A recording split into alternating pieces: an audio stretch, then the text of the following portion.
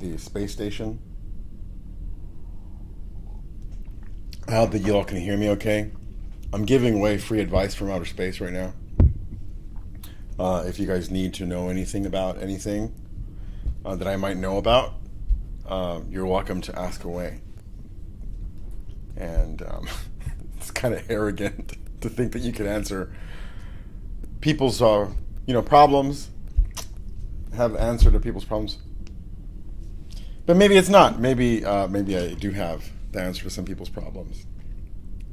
But I have some free time, and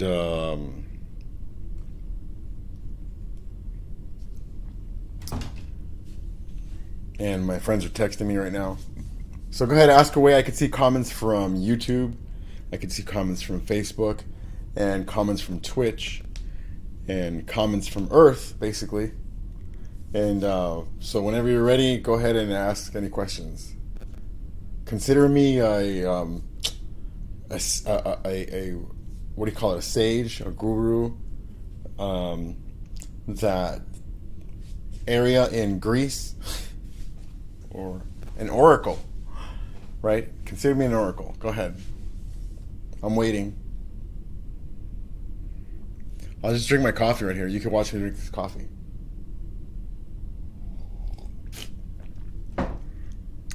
I'm going to write down all the people that I see. I'll write down your names right here. I'm going to tell the teacher. So you can't get a hall pass.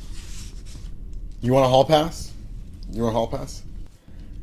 Were you ever the person that was in charge of the hall passes? Let me see here. I should just really get back to playing music instead of talking shit on this into these microphones. But playing music is hard, right? Playing music is hard work, and nobody pays you for it. So fuck you guys. You know what I'm saying? What kind of crazy? Who else does that? Like, you go to a restaurant, they make you a bunch of food. It takes them all night to prepare it the night before, and they make you a bunch of food, and then you're like, nah, thanks. I just want it for free.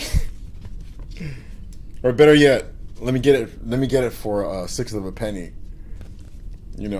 Hey man, if a bunch of people come in here and take a bite of this food, you'll have a lot of money. So I'm not the complaining type, unless I'm talking. And when I'm talking, I'd be complaining. But complaints are important because complaints document problems, you see.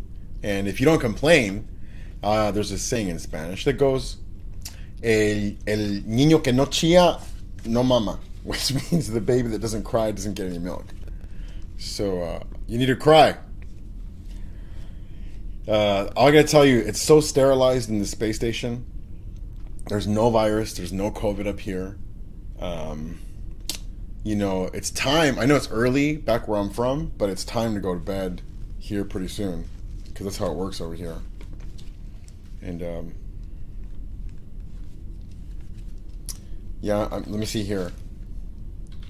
I'm gonna type something really quick because I wanted to see if you could see it.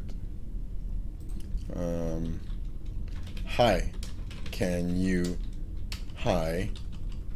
would you like to play a game? There. Let's see how that works. Oh, okay. So apparently, I don't think this is working on Facebook. I don't see a Facebook confirmation. You got a ¿cómo te digo? A message. So Link merch is I'm trying to decide which song I'm going to release or which project I'm going to release next. I gotta tell you, it's such a vulnerable feeling releasing music, especially when you don't know how people are going to receive it. And I have this EP. Some people thought it was a joke, but I actually do have this EP called Songs for Single Parents, and that EP is is, songs for single parents, and there's some very sad songs on there. But I'm gonna go ahead and release that. I think that I'm gonna do that one through Link Merch. Christmas music, I don't really want to do that through Link Merch. Really, I'll give exclusive content through Link Merch for the Christmas music, but I won't do an official release of that because there's so many covers in that project that it's not really for covers. What I'm gonna be doing there. But yeah, I'm gonna be back later when I fix this technical issue that I'm looking at right here. I could see something that's going on. I have a little flag there. I see that my sound and my video is going across okay, but I do have a technical issue that I see over here, which I'm going to fix regarding one of my streams. I'm trying to stream to as many channels as possible to get the word out of all the dumb shit that I do. I don't mean to be so self-deprecating, but really, honestly, I'm going to tell you something. Something I've been thinking about, and I apologize that it took me so long to get around to this. You know how it goes. I have to talk for a little while before I get comfortable. But after analyzing everything that's been happening, observing everything that's been happening with the COVID and the way that society has been, how the difficulties that we've had, despite the fact that we're in such a privileged nation and we've always had running water and food for the most part, and we've even helped each other out, which that's a very nice aspect to see about it, And we've taken a step back from society collectively, and basically, to cut to it, we're biological entities. That's what we call what we've observed biologically, the cells and all that stuff that we're made out of in the history of our cells. We're biological entities that have been born and raised, and our ancestors have grown and they've lived their entire lives through, in a type of environment, which is not the environment that we're in now. I wanted to paint a little picture for you here. It's related to what I'm talking about. But imagine a universe which exists. And then imagine in that universe that there's a galaxy. And in that galaxy, there's a solar system. The galaxy is the size of 1 trillion times 1 trillion suns, or whatever the size is. Enormous. And the solar system is also enormous. The sun is many, many times bigger than the planet that we live on. I think 1 million times bigger, something like that. I don't remember the numbers. And there's these people on this planet that have evolved for millions of years, billions of years. I don't know what the number is. The number is big. Bigger than you can imagine living. So what happened on this planet is some people during a certain period of time, a certain slice of time during those billion years, let's say, invented this thing called money. And this biological species has been existing on this planet for so long without this intervention. And this culture gained power, and they made this thing called money, and then everyone on this planet, in the solar system, in the galaxy, in the cosmos, in the universe, this planet that exists and all of that, everyone on there is trying to contort themselves to fit into this monetary system, meaning to gain relevance and to gain food and sustenance and survival. Our biology has never had to deal with doing that. So we live in the richest nation in the world with the most powerful military that's ever existed in humankind, as far as we know. And the suicide rate is very high. And the people who are taking antidepressants, that rate is very high also. So yeah, there's this disconnect, right? Our technological advances are amazing. Look at me. I'm in outer space right here. And you're there on watching me on a screen, maybe, listening to me. And this is who we are. And part of us that has more memory than just our intellectual side, the biological side of us, remembers that remembers that this is not how things have always been. It remembers there's this tug of sadness which causes the consumption of antidepressants, and it causes people to commit suicide. It causes people to be sad, but there's this constant tug that something about our life is not supposed to be this way. Now, how is our life supposed to be? That's a good question, right? Who can say?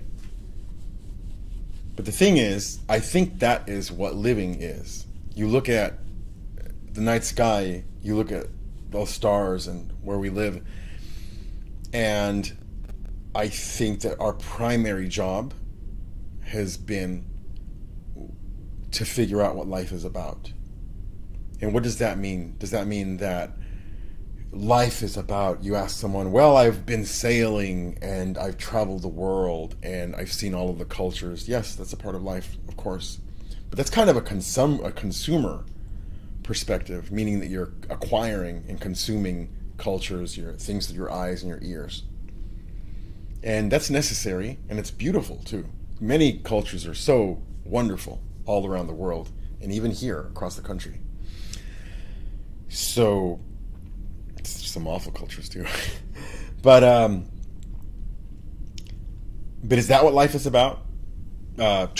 Hitting the dots on the bucket list of how many countries you've visited, and if you've been sailing, and what buildings you've been in, and where you've been, and how many people you've had sex with, and in what positions, and is that what life is about? Like the number and the rank of things. I'm sure that is a part of it. However, I think it is the majority of our culture's life is to have those things and to achieve those things. So our biology, I feel like there's this constant tug towards melancholy. Wants to get back to trying to figure out what life is about. However, we're too busy having to contort ourselves in order to plug ourselves into this society, to gain relevance in this society. In my book, Living Between Screens, I talk about that technological aspect of this and the pitfalls of that, which means that not only do we have to do that as a nation, as a people that exist in the world as I've described, but we also have to contend with the fact that now we're also existing in a social media verse where we're not interfacing with people. We're interfacing with an algorithm that allows us to interface with people. Maybe not, it does. So you're not really getting a real biological sounding board based on your ideas that are bouncing back at you. It's being filtered through an algorithm or blocked by an algorithm, and then it's being distributed to the people that the algorithm believes that want to hear what you have to say, or whatever the motivations of the algorithm are. So not only do we have to contend with all of that I just described, but now we have to contend with the fact that we spend a lot of time online, that we can be invisible online. And I know that you feel it. I see it in all of your posts. I see it in my posts. You post something that means something to you, zero interaction, and we try to shrug it off like it's no big deal to us. It doesn't matter anyway. But if you're not strong, what that's doing to you is it's causing you to contort yourself again to the things that gain response. And that's where I'm going to stop talking about this, because It gets too complicated, and I'm writing about it in my book, Living Between Screens. And really, there's not much more to say regarding that. That's enough to think about, and it's enough to consider.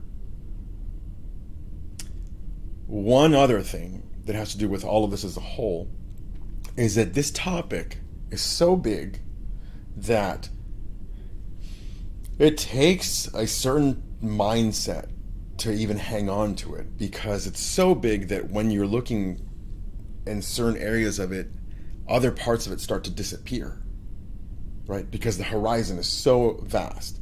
Yet it's all relevant. It's all part of our life in this day and age. From the space station, maybe later I'll play you some guitar, maybe not. I bid you a good evening, and get some exercise. And if you don't feel like it, remember that feeling like it has nothing to do with it. What do you think about that? Okay, I love my family. If you're watching, I love everyone that I love. The people that I hate, I still hate you. And take care of yourselves, the people that I love.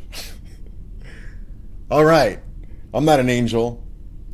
Adios, and live courageously. I just can't shut up, and all that jazz.